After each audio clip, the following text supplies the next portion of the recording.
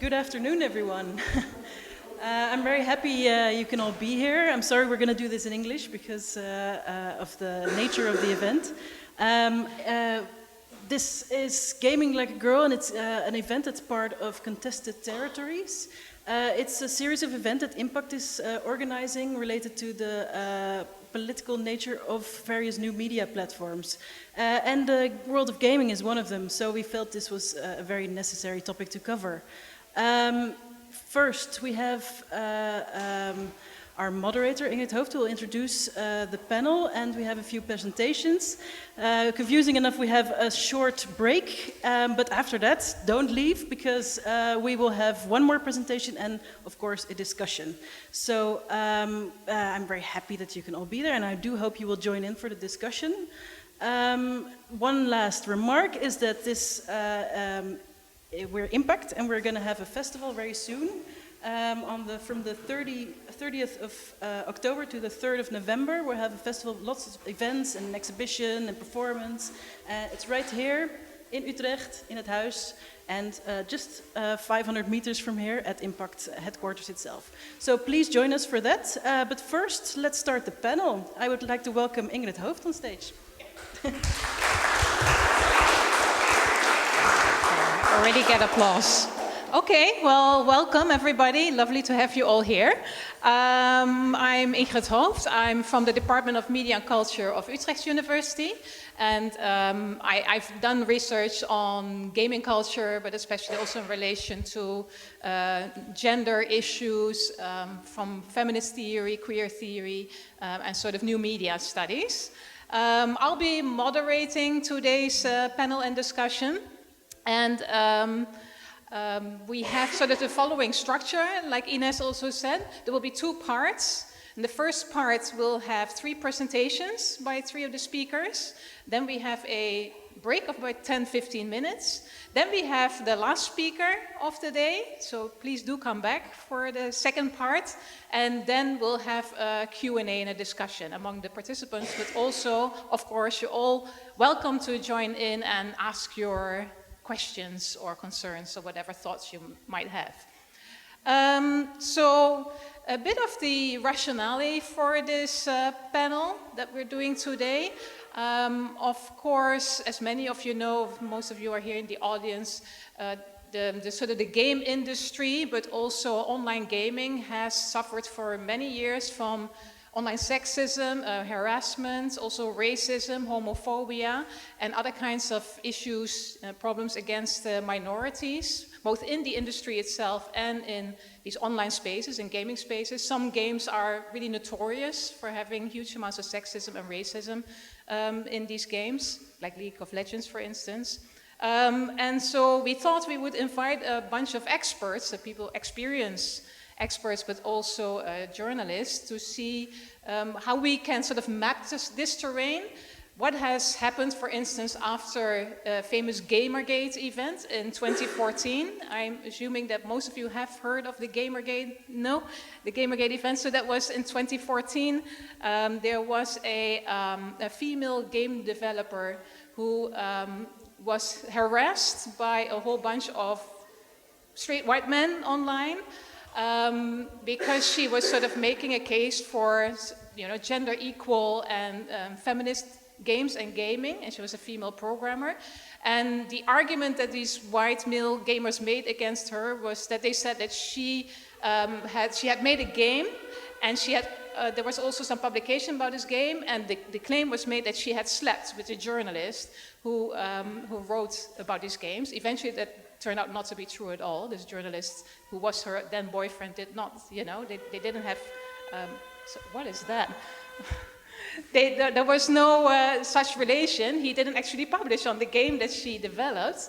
But this sort of Gamergate, became especially a huge controversy in the Twitter sphere, where all these sort of anti-progressivist and anti-feminist white boys starting harassing her, and subsequently also other female gamers, and also Anita Sarkeesian, who is a person who has made a very interesting YouTube series online about female representation in games and sexism in games, and she got a lot of horrible flack for that as well from a lot of young white male gamers. And so this has come to be called Gamergate, and this controversy is probably something that some of the experts will also comment upon later. And so we're interested with this panel to see, has there been any change in the game industry after Gamergate? Like, what measures have been taken? Have the experts experienced any of this sexism or homophobia or racism online as designers and, you know, as players?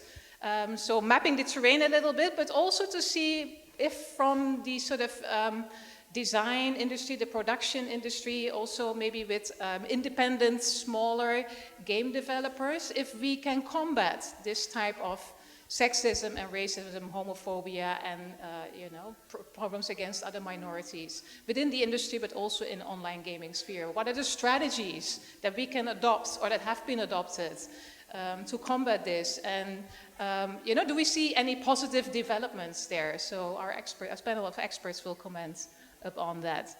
What sort of piqued our interest was that Steve Bannon, you've heard of this right-wing dude, yes, in the United States, who was the CEO of the Trump campaign, allegedly used a lot of sort of unhappy white male sort of supremacist gamers in World of Warcraft in order to give sort of mass to his right-wing campaign, eventually also for the election of Trump, but also in general for the news outlets like Breitbart, which is a famous right-wing supremacist news outlet in the United States. So what has happened there? And you know, is this so the situation? Is it getting worse? Is it getting better? Again, what can industry, what can designers, what can game producers do to combat these types of problems, these anti-progressivist tendencies that we see in the Twitter sphere, but also in the industry at large? So we have 4 speakers today. Each of the speakers will get about 10 minutes to talk a little bit. I know it's very short, but I think we'll have plenty of time for more questions at the end to them. They will talk a little bit, about 10 minutes each. So we'll have 3 speakers first that are here. Can everybody read the screen from the back? Can you see it all the way in the back? Yes, all right. Perfect. So they will do their presentations after the break, another 1 presentations, and then we'll open up to discussion and Q&A. So the first speaker I would like to call to the front is Eline Muijres. And Eline is a producer at a game studio called Mipumi Games. And very interestingly, she's also a board member of the Games for Diversity Foundation. I'm sure she will say a bit more about that. I read recently that they won the Annie Brouwer-Korf Award for combating homophobia and LGBTQ homophobia online, but also offline. And you guys even had a float at the Camel Pride last week. That's fantastic. So I'll give the floor to Eline first. Thank you. Is this on? Can you hear me? Yeah, so first of all, I'd like to start with that I have a cold, and please bear with me. I might have to cough sometimes. So yeah, thank you for the introduction, Ingrid. Yeah, as I said, I will talk a little bit about my background first, and then specifically go into Games for Diversity. And there's the sound again.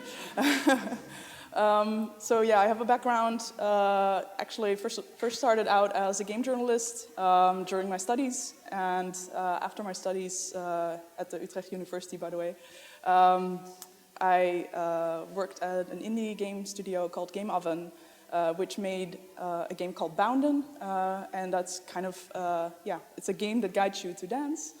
It's a dancing game for mobile phones for 2 players.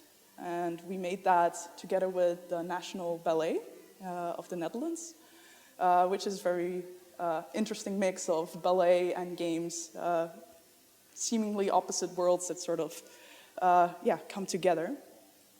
And when you play the game, it should look like that.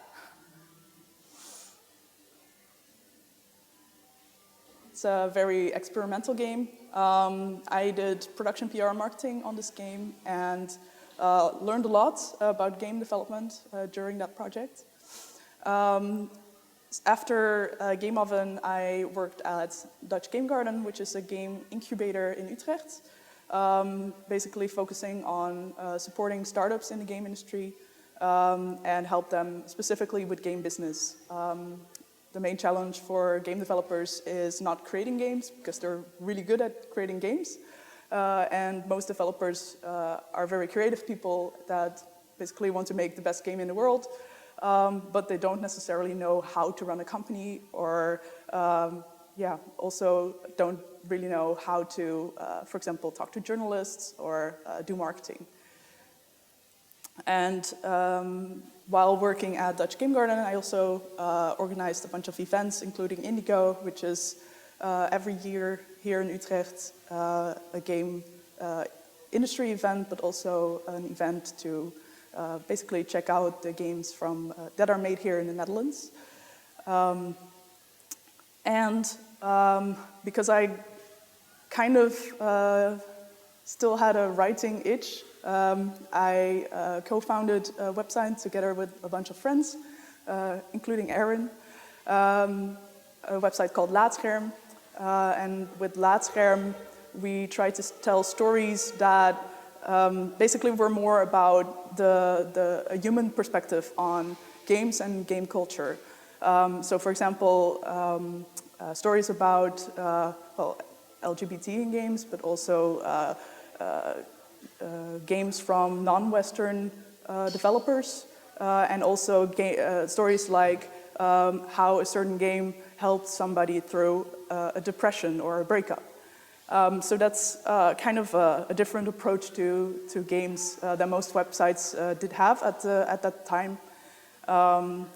No reviews, no news, no previews, just stories about games and the impact that games have on us as humans. That's something that always has interested me. And recently, earlier this year actually, I moved to Vienna to work at Mipumi Games as a producer. Mipumi Games is a game studio of around 30 people, and work on a mix of big brands as work for hire, games like Hitman and The Settlers, but also smaller games, mostly narrative games, story-driven games, and they have their own IP as well. Their most well-known game is The Lion Song. But that's not what I'm going to talk about or focus on today. Games for Diversity. I joined Games for Diversity a few years ago. It's a foundation founded by Menno van Pelt-Deen. It's a foundation that basically has a few goals, which is improve the representation of social-cultural minorities in games. That's a mouthful, but what it means is basically improve the representation of women, because women are a minority in the games industry, but also LGBT people, and of course ethnic minorities as well. And basically, everybody that is portrayed negatively in media. And then what we also want to focus on is stimulate game developers to add more diversity to their games. So first of all, provide them with the tools to, first of all, make them aware, but also provide them with the tools of, okay, how do you approach a topic like that in a video game, and also think about the game characters that you're making. Maybe not make them look like yourself all the time, but a broader diversity of people. And then that's of course focused mostly on the games itself, but we also want to improve the visibility and position of women and minorities working in the games industry. To give you a few numbers, I think worldwide, the numbers are, I think, around 25% of game developers or people working professionally in the game industry are women. Then there's a small percentage that are non-binary or other genders, and the rest, of course, is male. In the Netherlands, this has developed very interestingly, I should add. The first research report, the Games Monitor, in 2012, stated that around 12 or 13% of game industry professionals were women. Then the report, an update on the report in 2015 stated actually that there were 9%, so there was a dip. Last year, the research was carried out again, and the 2018 number is 19%. So we see a small dip, and now it's going the right direction again. But yeah, that's of course only just the position of women. We don't have any numbers on how many black developers we have, for example. And what Games for Diversity focuses on is improving the visibility and the position of those minorities in the game industry. Then moving on to the next goal is change the stigma against games and game developers. Because I think a lot of people still have this conception of, gamers or game developers are white men that have long hair and always wear black shirts. And we kind of want to change that perception and show, hey, there are more people in the games industry, and we are a much more colorful bunch than you might expect. Now, how do we do that? Games for Diversity started out mostly organizing game jams. Game jams are kind of like hackathons where you develop a game with a team in one weekend. So it's usually quite a group event. And it started out in 2014 with an LGBTQ jam. And from there, basically all over the world, we started to organize game jams always around a certain theme to make developers, but also players aware of, hey, how can you introduce these themes into games? And it's always, also just a great event to be at because you're interacting with new people and, it's a creative event where you make a game together with strangers or friends, or you make new friends. Also very, very cool. And then in 2018, for the first time, we started to organize a game industry pride boat at the Utrecht Canal Pride. That was my video. That was really, really cool because we wanted to show exactly what I've been telling, like, hey, we are much more colorful. Games, people that love games are very diverse. And by organizing this pride boat, we showed that to the people of Utrecht.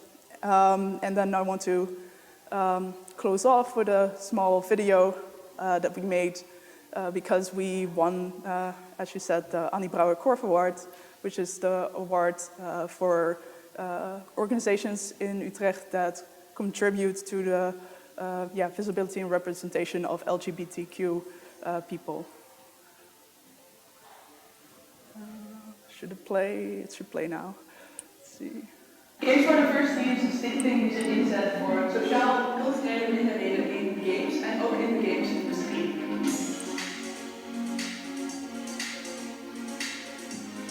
Ik ben een developer en ik vind het heel belangrijk dat wij met Games for Diversity doen, omdat wij developers de handvaten bieden om meer diversiteit in hun games toe te voegen. Wij zien graag een breder scala aan personages in games en om dat te stimuleren organiseren wij game jams. Game jams zijn eigenlijk een soort soort hackathons waarin mensen in groepjes in een weekend een game maken rondom een bepaald thema. Door de verschillende evenementen die wij in binnen- en buitenland organiseren, waaronder dus de game jams, faciliteren wij een dialoog tussen gamemakers en gamers. Een van onze grootste en meest zichtbare evenementen is de boot op de Utrecht Canal Pride.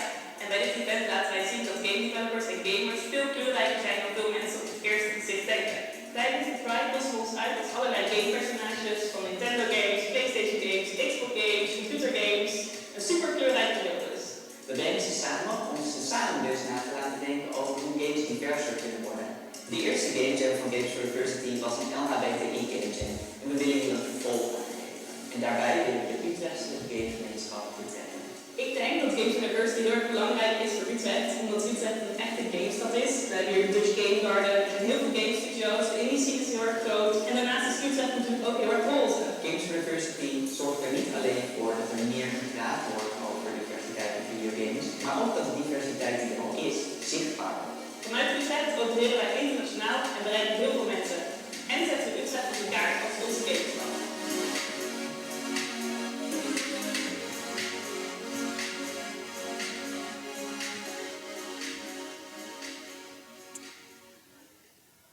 Yeah, that's pretty much it. As the video said, we're planning to do another game jam on LGBTQ.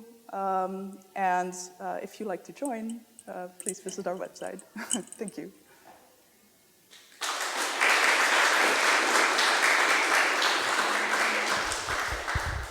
Thank you very much, Eline. That was fascinating. Then our second speaker today will be Erwin Vogelaar. And Erwin is a freelance journalist who specializes in popular culture, also technology, and where those subjects intersect with queerness. And he's also written a bit on religion, I understand, right? Religion in games. He has an article series on gamer.nl, if you're interested. It's called Voorspel, where he talks about video games and sex and sexuality. So I've read some of those posts, very interesting stuff. So Erwin, the floor is yours. Thank you very much.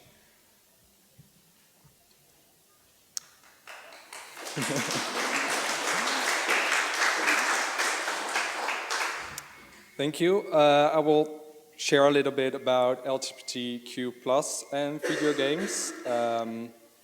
Like Ingrid said, I have an article series on Gamer.nl called Voorspel.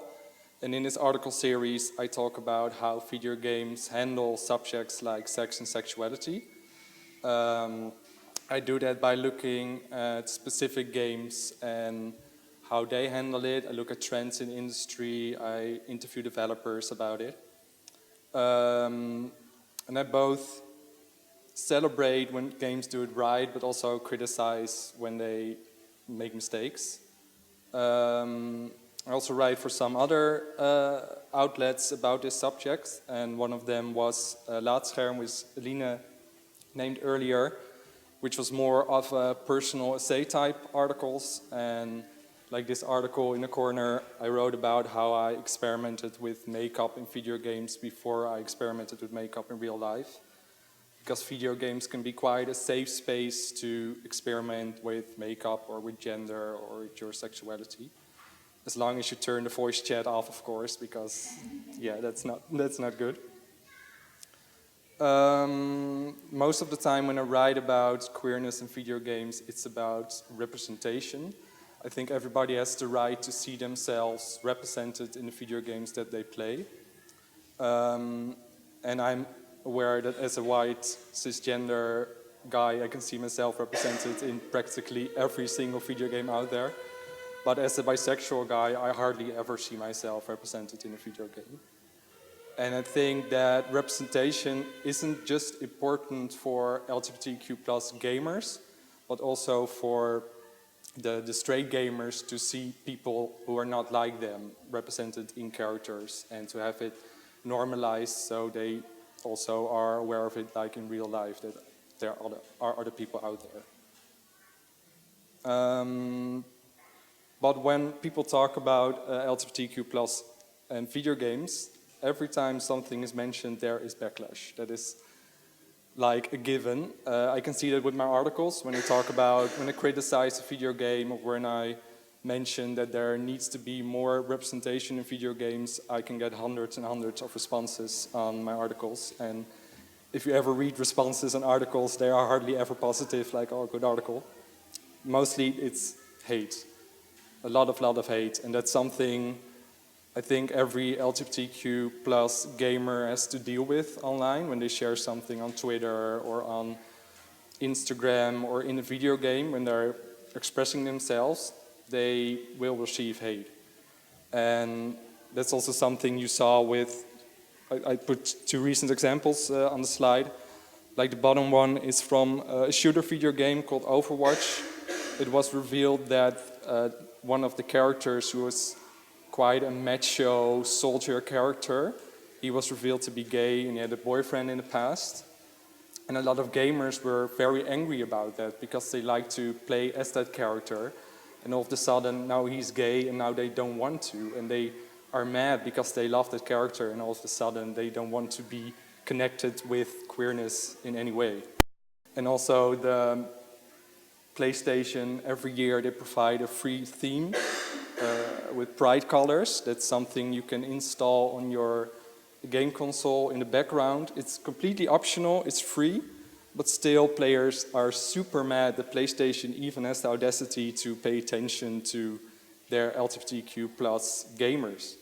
And I think they think something has been taken away from them because they think gaming is for straight male white gamers. And if a game company provides something that is not for them, they feel that something is taking away from them somehow. I've chosen 3 examples of some recent games which I've written about and which I think do something very right about queerness in video games, but also do stuff wrong.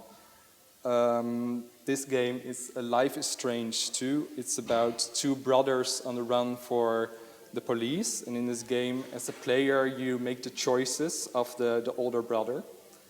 And in one of the episodes, it's an episodic game, you have a conversation with some other free-minded people, and all of a sudden he starts thinking about who am I and what is my own sexuality. And it's a very honest and realistic portrayal of a young person thinking about himself and thinking about, hey, do I like guys, do I like girls, or maybe do I like both? What didn't go right, in my opinion, is that you can choose to pursue a girl or you can choose to pursue a guy after that conversation. If you pursue a girl, you get a quite elaborate scene where you go skinny dipping together and afterwards have sex in a tent. And if you pursue the guy, you get a kiss and the story continues. In the game industry, it's still quite difficult to show 2 guys loving each other, kissing each other, having a relationship. So yeah, that's quite disappointing, I thought, because I wanted to pursue the guy, but yeah, there wasn't a lot to see. Another recent example is Fire Emblem Three Houses. It's a Nintendo game which historically has multiple queer characters, which is quite something for Nintendo because Nintendo isn't known to provide LGBTQ plus characters in their video games. And this is the newest edition, which gets criticized for queer baiting, and queer baiting means that the developer promises queer characters or queer relationships, and when you pursue those relationships in the game, it doesn't really result in a real queer relationship. Like for this example, you can choose to play as a male character, and you can pursue 3 different male characters as a romantic interest. At least that's how it's presented. But for 2 out of 3 of those characters, it ends up to be a platonic relationship. Like, this character just wants to be his big brother, another character wants to be his knight to protect him, and then at the end of the game, the main character marries some random village girl, and that's not really what you want. And the final game is Assassin's Creed Odyssey. It's a really big game from a big developer, Ubisoft. And in this game you can choose to play as a male character, Alexios, or a female character, Cassandra. And it takes place in ancient Greece, where the rules of sexuality were a little bit looser. And the developers really play with that you can encounter a lot of different characters and kiss different characters and sleep with different characters. And the developers promise, like, players can choose who they want to be. They can choose to play as lesbian or gay or bisexual or asexual. And it's really well done, but after the game was finished, they released new content, which was downloadable content which finishes the story, so it continues the story. And all of a sudden, the main character is forced in a straight relationship and forced to have a baby. A very scary baby at that. And that was very disappointing for people who played the entire game, which was like hundreds of hours, as a lesbian or gay character, and all of a sudden that choice is negotiated by forcing them into a straight relationship and having a child. So that's some of the stuff I work on. Thank you.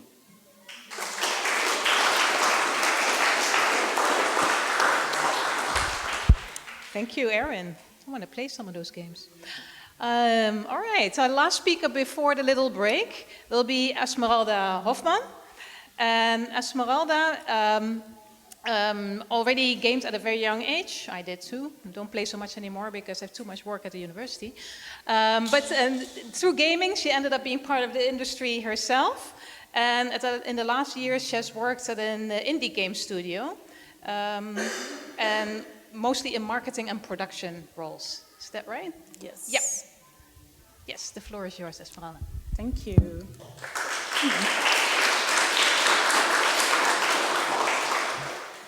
So I'm Esmeralda. I have about 6 years, almost 7 years, game industry XP. Let's hope we will make it to 20 years. I mostly have expertise in communication, marketing, project management, and I've worked for various companies, starting from indie studios to indie publishers to AAA studios to AAA publishers. Why games? I started gaming at a very young age. I was 4 when I started playing Doom. So, thanks Mom and Dad. I had a huge interest in entertainment. I thought about studying for music or either events or theater. It never popped in my mind to actually start learning something about games because I thought I'm not good at drawing. I'm terrible at math, so coding is not for me. There's no place for me in this industry. And to be honest, I never saw any black people back then, that had a stage. So for me, it never popped 1 second in my mind. Until I started studying and meeting a lot of people. Shout out to Eline for that one. And then I kind of felt my place there. Maybe this industry is for me. Maybe I actually belong here. And I found out when I started working at a small studio called Code Clue, which is based in Rotterdam. They work on indie games. And I just knew right from the start, this is it for me. I need to go full on for this. And other than that, I just have so many lovely memories just playing up until 5 a.m., playing the new GTA with my cousins. I just wanted to be able to give that back to the people. All these lovely memories, I want other people to experience that as well.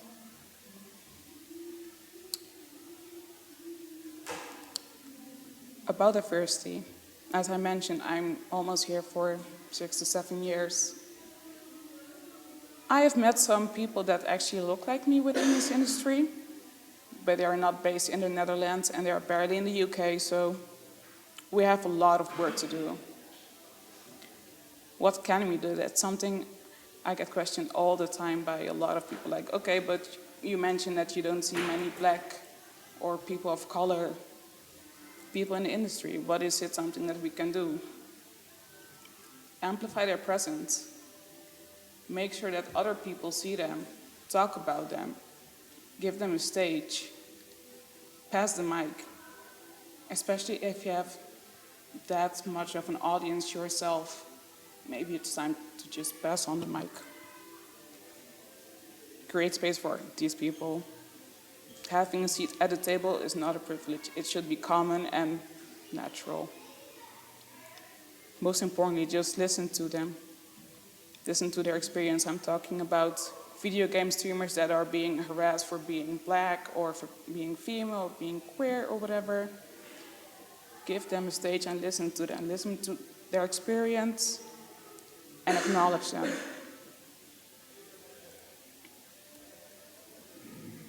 A few of the accounts that I follow myself that are mostly focused on development, events, news, opinions within games that concern people of color, queer people in games. I would recommend you guys to start following themselves.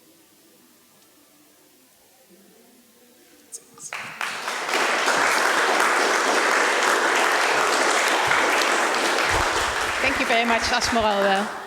Let's check out some of those online resources. But it's shocking to know that in the Netherlands, there doesn't seem to be much,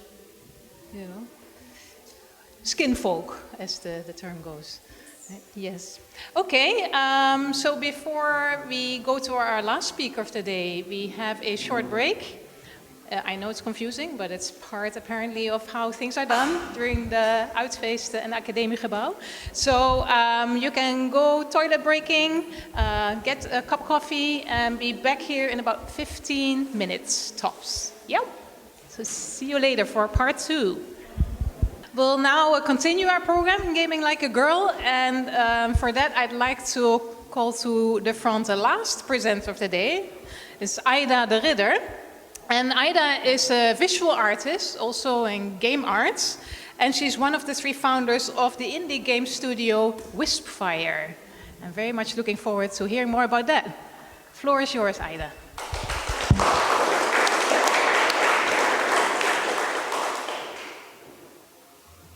I'm going to disappear behind this screen here.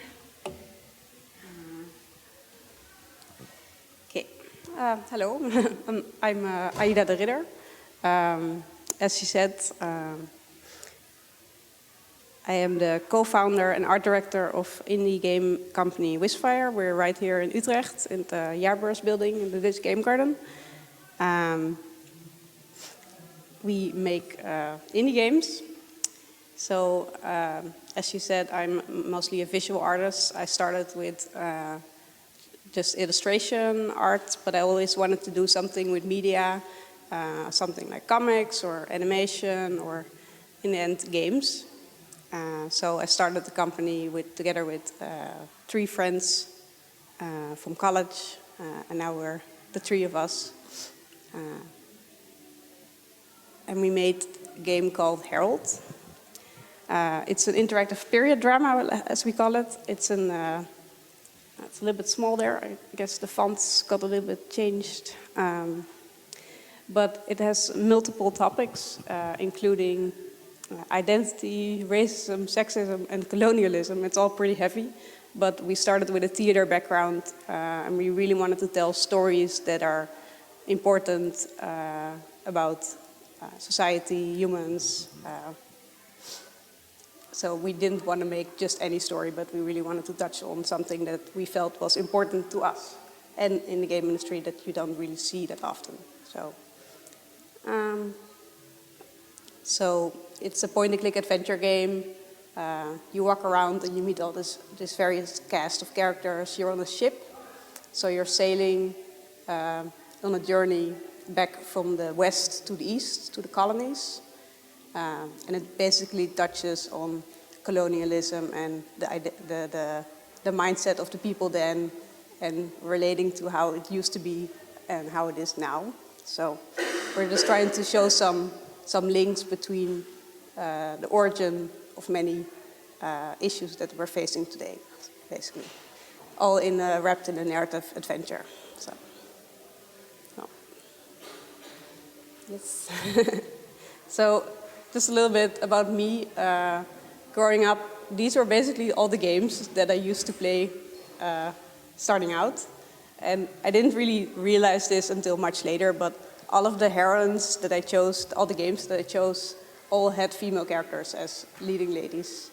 I hear from a lot of other women that they didn't really feel like these represented them, but I grew up in like an Amsterdam hippie household, and I didn't really have the idea that these ladies were, especially the first few, were in any way sexualized or, let me go to this.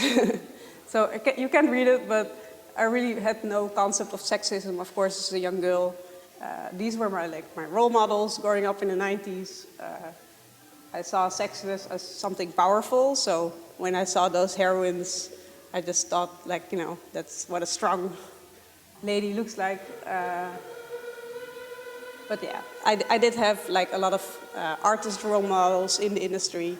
I didn't really play online games, so I wasn't not really confronted with stuff that you hear, like a lot of race or sexism is happening in like online spaces where people are talking to each other, and then you feel excluded because it's a lot of boys, and then when a woman is suddenly online, they're all like, oh, well, who's this? It's a woman. So after that, when I attended school, I felt, okay, there's only 2 girls in my class. Okay, that's a bit weird, I guess. And then later on, I started my own business. I had no bosses, just friends. So basically, what I'm trying to say is I had a very lucky break so far. I have no first-hand experience of sexism in the industry. But of course, I notice everything going on around us. So it's again hard to read. This is basically my mindset a lot of times in the industry. So I don't know if it's there, but I don't know if I can read it. Like it has to be very prominent for me to notice it. So I guess I'm very privileged. But I do really feel a sense of duty to be visible as a woman. I'm not, like, I've never really been forced to confront the fact that I'm a woman until I've been in this industry. Because this industry makes me aware of the fact that I'm a woman, if that makes sense. So I do feel a sense of urgency or a sense of duty to go to panel talks, to go to give talks, to be visible. Especially as a founder, co-founder in the Netherlands, I think I'm like one of the rare ones. So I think the only funny story I can tell about where I was like very confronted with being a woman was when the mayor of Utrecht came into our office in this game garden, and he scanned the room, ignoring everybody else, like, "Where's the female founder?" And then they pointed towards me and was like, "What? Yes, I guess I am the female founder." It's just very weird. So, yeah, my duty basically here is to be an open-minded ally. I really want to support women in the game industry because I do know what's going on around me. Of course, I see all the stories, I read them. I'm aware that games as a medium has a lot of weird tropes. Hold on, let me go back. Like,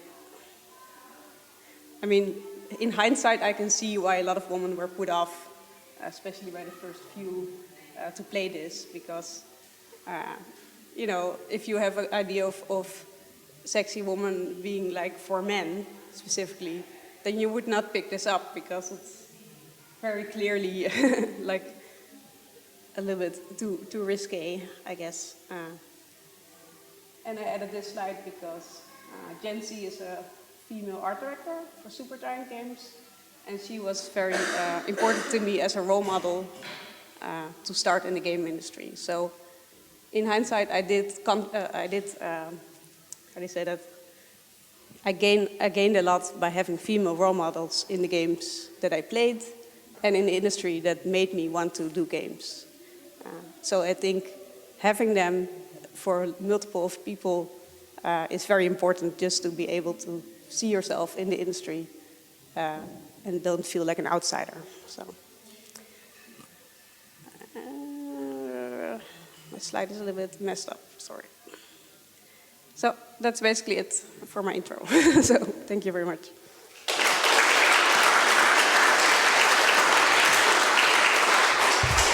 Thank you very much, Aïda. Okay, so we now have a good half hour for discussion and Q&A, and for that I would like to invite all the panelists to the front, to the tables, to the high chairs. I'll be sitting in a high chair as well.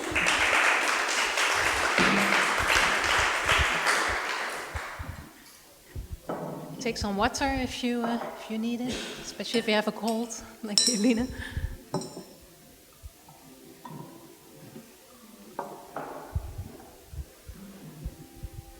All right, so, okay, we've heard like a couple of very interesting sort of background stories from different perspectives, journalism, from game development and product management, from the artist perspective, and sort of an organization that also really wants to make a case against sexism, homophobia, harassment online, etc., and plead for more diversity.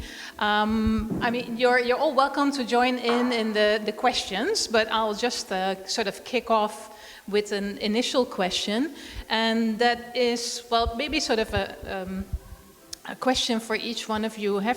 You already saying a bit about it, Aïda, you have not, but have you experienced have you had a first-hand experience of harassment or discrimination, either in the industry or online? And what were your ways, if so, of dealing with that? How have you handled that in the past? And I mean, is there anything that you would like to do differently also today? Just to get your juices flowing for the discussion. Who wants to start? Yeah, so this is a question that has been asked before to me. Mm-hmm. What I do notice as a player of games is that as soon as I play an online game and I turn the microphone on, usually there are mostly young boys in the chat that start to call me names or say that I suck at the game, which might be true, but still, it's kind of a hostile way to play.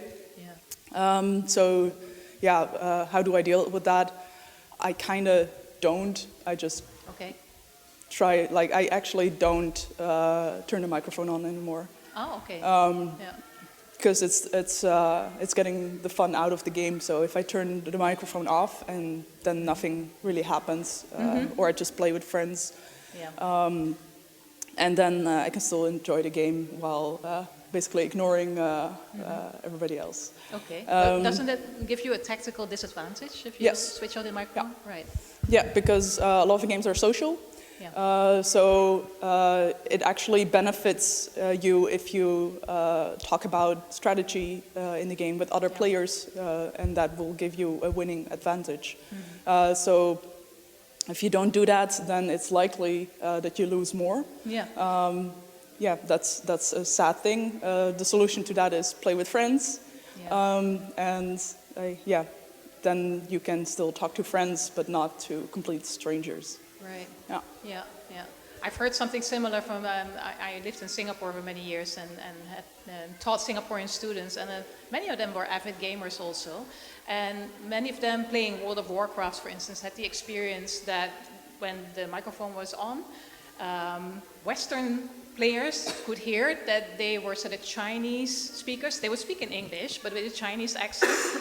And so immediately, a lot of these Western players would assume that they were gold miners. That they were just playing the game to gold mine, to make money for a boss, for instance. And a lot of the Singaporeans were very upset about this. And one of their solutions was also to switch off the microphone, because then you couldn't hear the Chinese accent anymore. So very similar. It has to do with racism, but very similar kind of experience. You wouldn't want to do it otherwise, just to make a point or say... I don't think it helps if I try to talk or reason with them. Also, that's not my place to do. I feel like that just takes energy out of my day. Yeah. And I play games to relax and have fun. Yeah. So I don't feel like I want to even reason with engage them. with that. Of course, there are people that do that and even can enjoy a discussion like that, but that's not for me. Right. Yeah. And do you find it's particular kinds of games that this happens in, or? Is it Well, yeah, online games, obviously. But other than that, I don't know. I don't play every genre or type of game. I mostly play just shooter games online, and the rest of the games are mostly single-player games that I play. So. Okay. Yeah. So online shooter games. Yeah. So the research also shows that a lot of players experience some kind of harassment online, whether it's sexism or racism. About 3/4 of players actually say they have experienced some kind of harassment online. But when it happens, it's usually in these types of games, like online multiplayer shooter games. These tend to be sort of main spaces for this type of horrible behavior. Yeah. So, thanks. Any other experiences from the other panelists regarding this, or strategies in playing online? Yeah. I did play also World of Warcraft, but I don't remember exactly why I did it, but I started playing as a male character. Because it made me feel like I got less attention, and I like that more. Like when you play a woman, female character, people are often, "Are you really a woman? Are you really a woman?" And then like I don't want to deal with those discussions. So, and I kind of enjoyed the fact that people were surprised when I turned out to be a woman. But I only revealed that to like guild members, and those were all cool people. So I could also play like raids with strangers, but they would get over the fact real quick, and we just have a good raid discussion. So it wasn't an issue then. Yeah. So you were lucky enough also to find nice people. Yeah, exactly. In World of Warcraft. That were happy to play. But if it's like strangers, then it's quicker. But in guilds, it's usually. I mean. In hindsight, maybe there was stuff going on that I didn't really realize maybe was sexism, like especially when raiding is like a whole social structure of who deserves the loot or stuff like that. So, but yeah, for me it was mostly a pleasant experience. Mostly pleasant. Yeah. Yeah. Okay. But I don't play online shooters with voice chat, so I don't think I want to be honest. You hear the stories about those games. No thanks. Yeah, not pleasant spaces. Yeah, all right.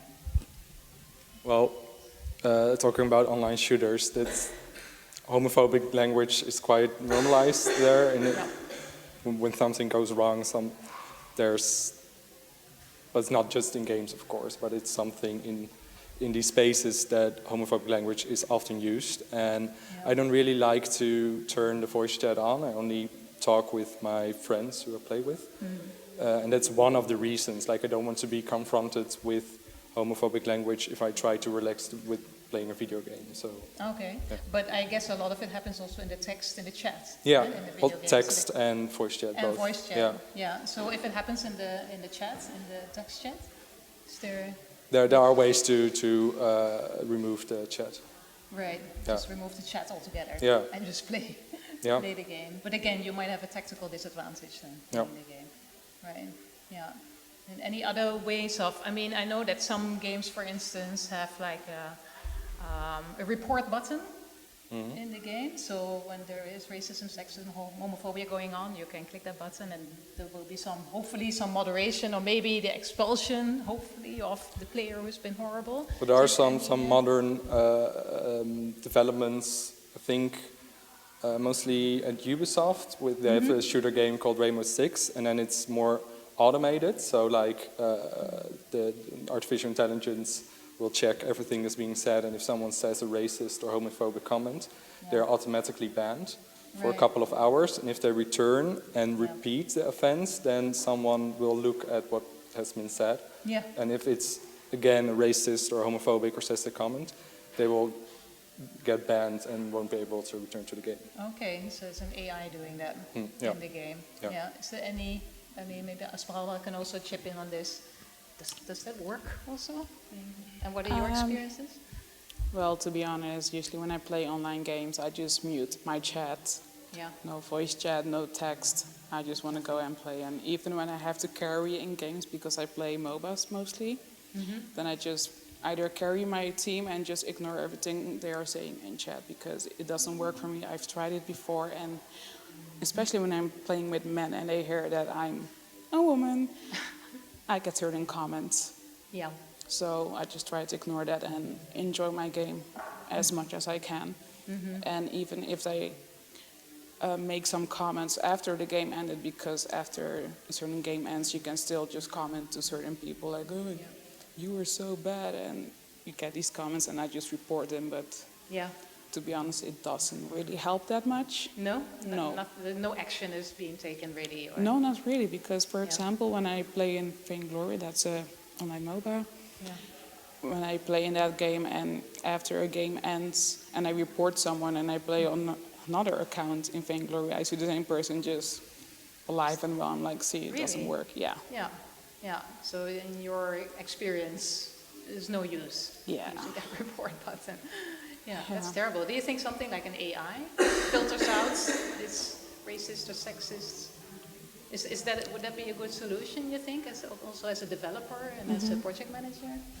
Would you encourage that?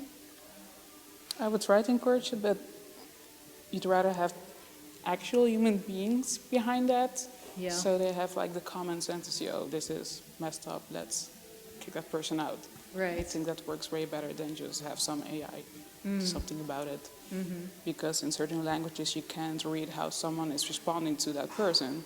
Right. You can still just call someone and AI can read it as something that's just neutral. Yeah. And you can use different languages. You know, if the AI only reacts to English or Dutch for that matter, you of course can use a different language. As in certain words. Yeah. So yeah. Okay. So not a fan of the AI solution. Not really. Not really. Okay. All right. Anybody wants to react to that? Is that a design option? Or? I think the problem with AI is that it's also programmed by humans, and humans are biased, whether they are conscious of it or not. There's a thing called unconscious bias, and that makes it its way into technology. And that's what the danger is of AI. It can be very useful, but it will never catch everything.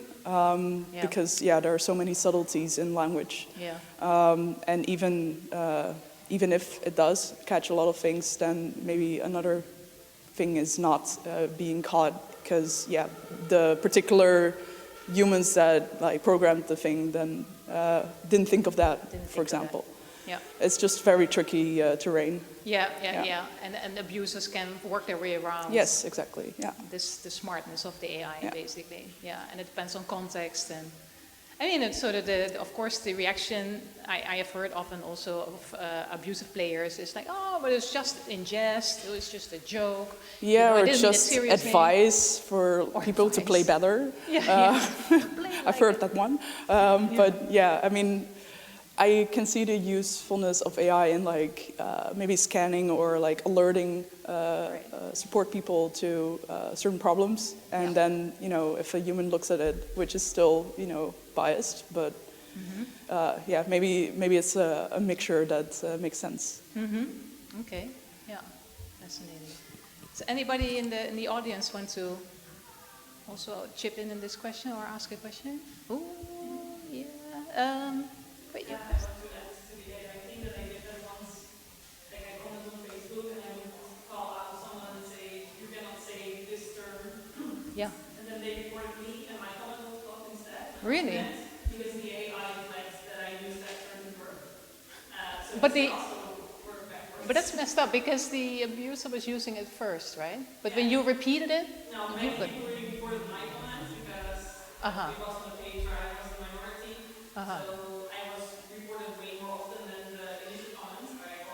So good grief. Things like this happen, and I think it's not.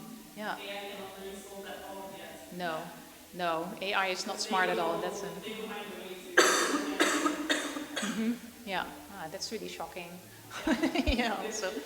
But was there a way to appeal or to repeal? No. I didn't want to Facebook them issues, just their hours like. You didn't see anything back. Okay. Something like this, because nobody actually needs that. Oh gosh, yeah, bizarre. Okay, yeah.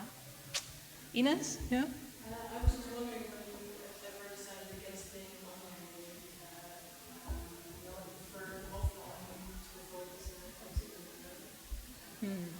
So the question is for the people in the back if they have ever considered just playing offline games instead of online games, because I'm not saying this is a solution. not as a solution, but It's affecting your choice. yeah, that you feel compelled to then move to offline games because the online space. I mean, there are of course issues with online space. It's very easy to be anonymous as an abuser, so it's very easy to get away with stuff or make a new account and you can continue, or yeah, because you're not really dealing with people face to face. So any of you ever considered like, oh, forget this online bullshit, let's just do offline games then? Well, yeah, I mean, honestly, I just play whatever I like, and I like mostly story-driven games, and that's kind of tough to do in multiplayer. So, yeah, that's why I do a lot of single-player games. You do the online single-player games, or offline, I mean, not networked ones. Yeah, because, yeah, I like story-driven games, so those tend to be single-player. Right, yeah. Yeah. Yeah, mostly is. So I guess a good example of an online game that totally removes language, and that therefore is a very enjoyable experience, is the game called Journey. Journey, yeah, which is a game where you have to reach a mountain in the distance, and you're like this floating spirit, basically. And then at some point you realize that you're not alone and there's another player. But the only thing you can do is talk to each other with sounds. So you're just bouncing around each other and helping each other and making sounds. And somehow that leads to a really beautiful online interaction with a stranger. And because there is no language, there's no way to communicate beyond those sounds and movements. It's, I think, therefore a really nice experience. They recently released a new game called Sky, I think, which I think they're trying to do the same sort of thing. So I'm very curious how that's going to be picked up by people. And it's kind of weird that to have that interaction be really beautiful and feel meaningful is to remove language altogether. So you're completely anonymous together. Yeah, and you express yourself with movement and sounds, and of course that cannot be traced back to either sexuality or gender or I don't entirely remember if it shows you what username the player had that you connected with at the very end. I think it did, but I don't know if that leads to being able to discover what gender or whatever somebody was. I didn't look into that, but I think in general the game was praised for giving such a beautiful online experience. Sounds very beautiful. Check that out. Yeah. Like in the newest game from that developer, Sky Children of the Light, they build on that idea that you can encounter multiple players. Like in Journey, you can encounter one player and play the entire game with that player. And in Sky, you can encounter a lot of different players, and you can actually hold hands with them and explore the worlds together, or open doors together that you couldn't open before, and all without speech or without, or not completely. I forgot. In this game, you can, at specific places, you can sit together on a bench, and then you can chat together. So you can have a conversation together, but if you don't like the conversation, you can just leave the bench and continue. So they wanted to include some kind of chat, but keep it safe for people to enjoy the game without having bad experiences. Yeah, that sounds wonderful. Yeah, it is. Interesting. I was immediately thinking about what about people with physical disabilities. That's maybe a bit of a leap, but I thought, holding hands. You know, what if you are physically disabled and you don't feel that you're represented in that sense in the game with holding hands? I know it's a very particular question, but being a critical humanities person, that's what came to my mind. But I'm sure you could do it in other ways, right? The sounds, the movements. Yeah. Fascinating. Yeah, Esmeralda, do you have anything to add to this, or in terms of? Honestly, I've never thought about stopping online gaming at all. I just play online and offline. I like story-driven games. I like playing online with my friends. So I just like to keep the flow going, actually. Yeah. There's no stopping me. No stopping. Very good. Okay. Yeah. This also brings me to another question real quick, is because, okay, I already mentioned earlier that it tends to be a lot of multiplayer shooter games that have a lot of this sort of white supremacist inside and racist and sexist comments, etc., and abuse. Do you find that there are certain types of game design that, or certain types of interactivity, and Sky is one example, that lend themselves better or worse to this kind of harassment? And is there, so for instance, as a visual artist or as a developer, do you think you must really try to maybe pursue, say, not so much these instrumentalist type of games, but more artistic formats in games in order to combat or mitigate or, you know, sort of preempt any kind of possibility of harassment? Yeah, I think as developers, we have a responsibility of taking care of and be aware of the repercussions that games can have on players. And that, of course, includes multiplayer games and online spaces. Yeah. So you should really be aware of what agency you give the player and what kind of options the player has to contact other players or to do things in the game. If you, for example, take it to shooter games, are you able to shoot a member of your team, yes or no? Yeah. That is a very big impact, because as soon as you are able to, then people will do that. Yeah. But if you're not able to, then somebody cannot be shot by a team member, and that will, of course, be a better experience. At least I think so. Yeah. But also the way in which you communicate. What if you just disable microphones or text chat and just make players communicate through emoji? That can also already impact the harassment that people receive. So yeah, these are just a few options, but I think that as developers you can be, creative about creating games, and you can also be creative about the way or limiting players in communication options. Right. Yeah. Great. So there's a lot of creative solutions that you can think of to deal with this problem. Right. So it's in terms of, the representation, of course. You can make choices in representation, but you say also in terms of communication, possibilities, and agency that you're giving the player. Yeah. Because as a developer, you are basically all-powerful. You are the one who decides what the player can do, and what constraints there are within the game. That goes beyond just you're not able to go into this room. It's also about communication and all the features that the game has. Brilliant. Yeah, thanks. So in terms of like visual storytelling or the looks of a game, it's definitely important as game developers to think about what we talked about earlier, like just diversifying the cast of characters, the types of stories that are being told. Like all media, it's just exposure to different ideas that can shape somebody's perception of the world, right? So that's why I think it's like, especially after the whole Gamergate thing and the Esmeralda thing, I do notice a big change from when I started in the types of stories that I see and the characters that I see in games. I see really big companies with a lot to lose, I guess, promoting diversity, so they're taking big risks, like you see all the hate and the backlash, but they're still doing it. So that I think it's a very positive change, and a good way to let these people that are so narrow-minded to get a different view of the world and hopefully change their ways of thinking in the future through the experience of playing games, because games are such a powerful medium to take steps in somebody else's shoes. So I do see a very positive change in that. I mean, there's still a long way to go, obviously.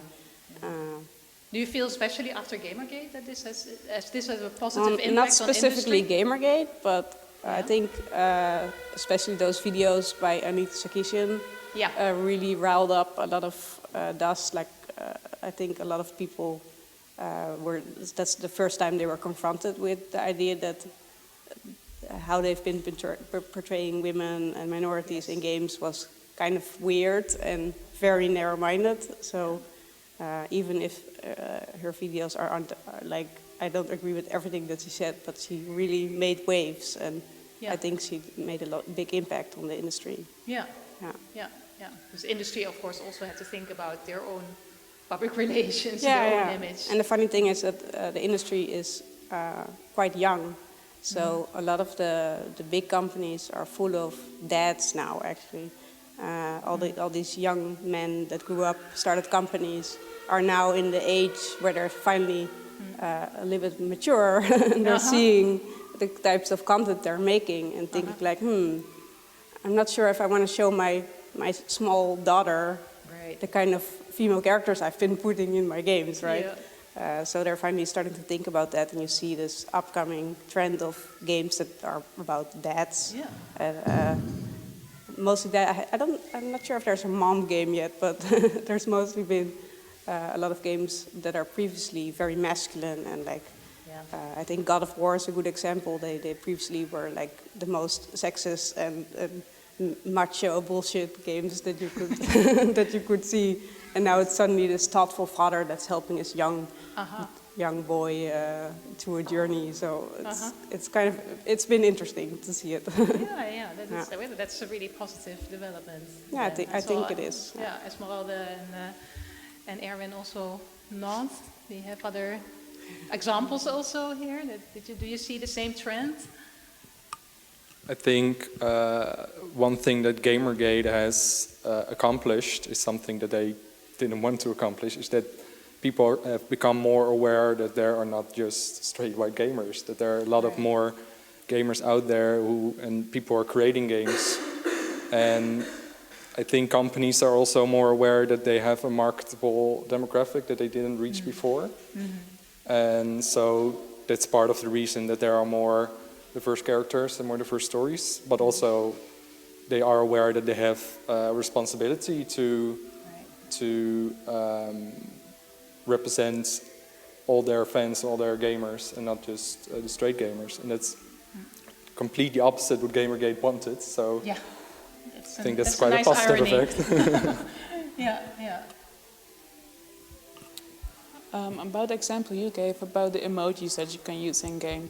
For example, the game that I played, Vainglory, at a certain point when nobody was using like the voice chat anymore, because a lot of gamers just muted it, and even the male gamers were just tired of it.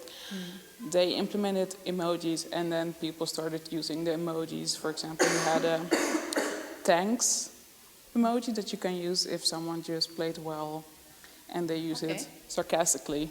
So, for example, when you miss a kill, you get thanks, super sarcastically, and then I believe after a week they immediately just removed that one.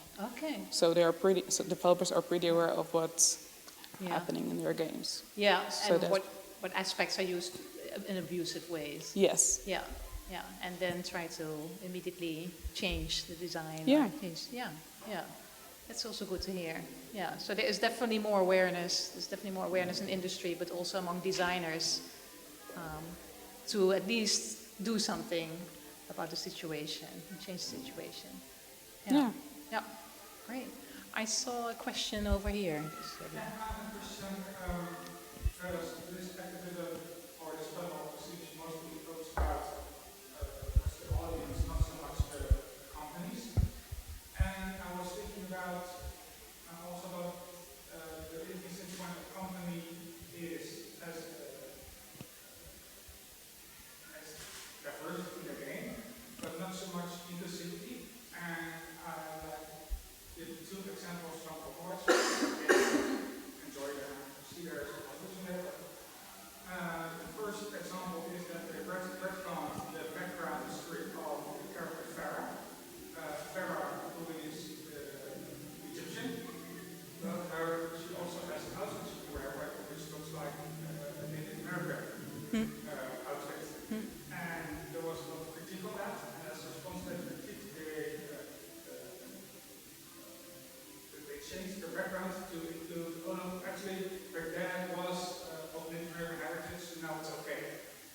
And there's a new character called Sigma, who happens to be Dutch and says things about stroopwafels, which is hilarious.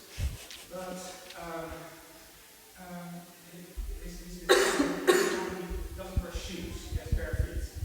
And the reasoning for that is that, well, he's mentally ill and he is committed to a mental hospital, and they want to sell the asylum book because you're not allowed to wear shoes or have shoelaces in an asylum, so has to have bare feet.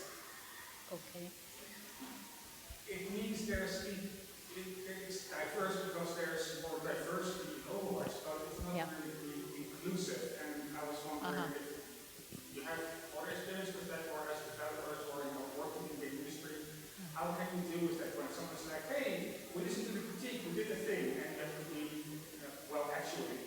So, Right, that's a great question. So just to summarize real quickly for the people in the back, so you can have sort of diverse characters perhaps, but what if that's not really inclusive still, right? But is there still rely on stereotypes or certain types of still objectification within the game, or are there problematic ways in which those characters are included in the narrative of the game? So what if diversity is not really, the solution, basically?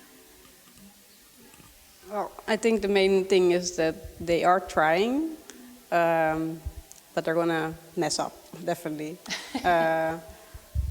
As all, especially if you yourself are not part of the group that you're trying to represent in a character, it's all about research. I think the move by changing her heritage is kind of a dick move, but at the same time, I understand why they did it. Companies are not super good at saying sorry, we messed up yet, but they will mess up. So to me, it's like they are trying at least. At least they are making steps, but we should also not try to ridicule them immediately and all jump at their throats if they mess up. Which I see happen a lot, especially in the left space of Twitter. It's like, you did it wrong. So I see space for improvement, and that should be allowed to happen. Of course, still pointed out, but I think it's a mistake to think that only the right are good at hate. It happens on both sides.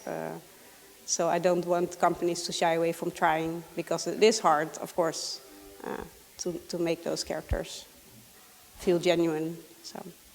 So there's a good genuine intentions. I think there is. I mean, of course, somebody will always think, oh, they're doing it only for money, or trying to appeal to it is an industry. It is an industry, of course. It's always going to be difficult. Yeah. But I guess also the question is perhaps, wouldn't it be good for those companies to perhaps hire somebody who would notice these kind of things right away, before putting the game out, and actually have an employee who can critically look first at these games? That's definitely something we should promote, yeah. I mean, we also talked about a lot of things in our game that we don't know that much about it, so we try to interview as many people as possible about it. Okay. And let people play it with experience, so that's something we personally did. As part of the development. Yeah. Eline? I kind of agree. I do appreciate the effort that Overwatch makes in creating a diverse cast, but obviously they mess up. And it also reminds me of Disney and Disney princesses. I always think about that moment when there was finally a black Disney princess, Tiana in Princess and the Frog. And then the whole movie, basically 80% of the movie, she spends time being a frog and being not really visible as a princess. So that is, I think, a chance that they missed. They also could have tackled that by hiring consultants. Also in the game industry, there are consultants that basically check games on sensitive or inappropriate content. You can hire people to scout for these issues in your own games. an example is, for example, there are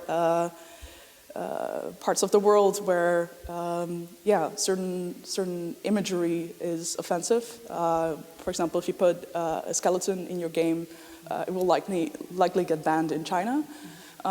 Then there's stuff like, in a lot of shooters, Arabians are the bad guys, and you see environmental artists creating like Arabic-looking texts, and then when a specialist actually look at the text, then it says something super offensive, or it's not even Arabic at all.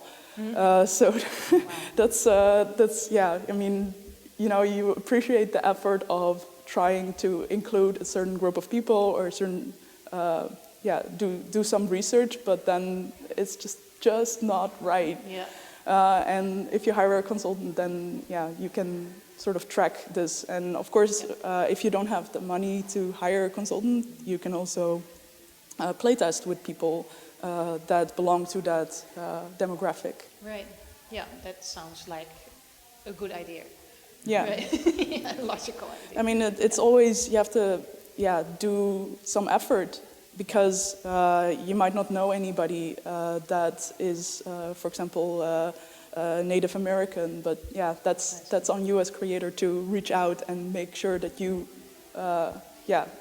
get an expert in that area, or playtest with people. Yeah. Great. We have time for one quick last question from the audience. Yeah, in the back.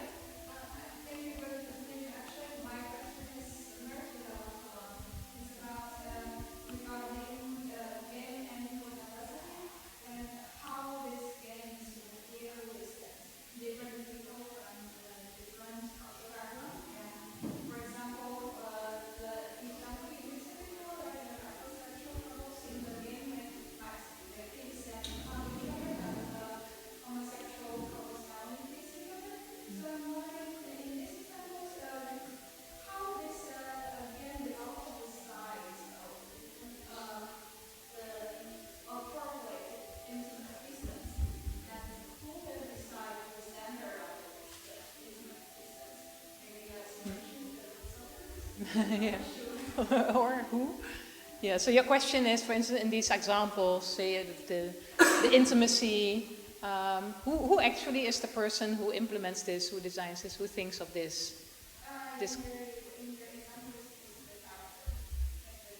Right, yeah. Right, and how to deal with the cultural difference. Oh, yeah, okay, complicated question. I think Erwin was the one who brought up the... I couldn't actually hear what the question was. So the question was,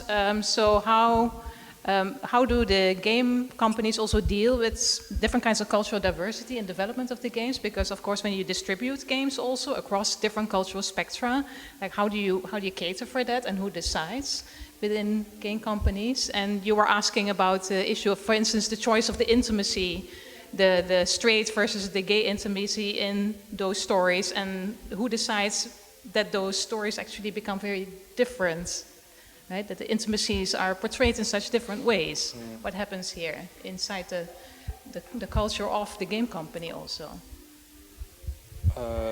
It's a good question. Who has any thoughts about that or any answers? Difficult question. From an age rating kind of perspective, you have these different age ratings. You have PEGI, you have ESRB, you have GCAM, and basically just only based on that you can check your game content. For example, if queerness is being mentioned in that game, that's something you report to those agencies, and they will discuss if your game is appropriate for that specific region or not. So it's always tend to be censored in some way. Okay. There are different versions being made for different... Yeah, for example, I worked on a game where there were skeletons in the game, so we had to remove those, and then we can actually distribute in China. Right, okay, yeah. So if there's nudity somewhere in the game, and you want to sell, in the Middle Eastern, you have to censor it, and then you can distribute it. Yeah, okay. I have heard of another example.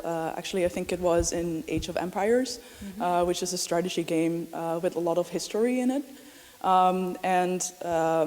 Yeah, so what I found out is that there are actually multiple versions based on which country you sell the game in, because the way the game portrays history is, of course, history is basically being told by the victors in wars instead of the party that lost. So it's also something to be aware of, that history, there's not like one truth, because there are many versions of what actually happened. And one example that I heard of was the war between Korea and Japan, which is very, very sensitive in that area of the world. What the Age of Empires team did was release a special version of the game in Korea, where basically their preferred history was included, and then for the rest of the world it was basically the view of Japan. Okay. And there are also multiple games that, for example, have different world maps, because China sees Taiwan or Tibet, for example, as part of the country, and it would get banned in China if you choose to include a normal world map. So these are all things that, I don't personally know a lot about it, but by hiring a consultant you kind of find out. Or, if you're a game developer, also don't know, you publish the game and then you find out as well, because it gets banned. Yeah. Or people get upset. Yeah. For sure. Yeah. It also depends on which platform you will publish on. Like if you self-publish on the PC, you have much more options to create what you want and to include in it what you want. And don't have the only repercussion that you have is you might have less sales if you cater to a very specific audience. But if you create for like the game consoles for PlayStation 4 or Nintendo Switch, there are more specific rules what you can show and what you can't show. And well, like Eline said, if you want to publish in other countries where there are different rules, then you can choose to create different editions of a game. But that's, of course, a lot of work. But you can also choose to take the easy road and then make one version which is just shows less stuff that's not allowed in other countries, but also not show them in the countries where it is allowed, just to have one version that's the same. Yeah, some very generic kind of middle-of-the-road version. Yeah. Okay, I'm afraid we'll have to stop here. We're a bit over time even. I want to thank really warmly our panelists today, Esmeralda, Aïda, Eline and Erwin, for your expertise. Thank you very much.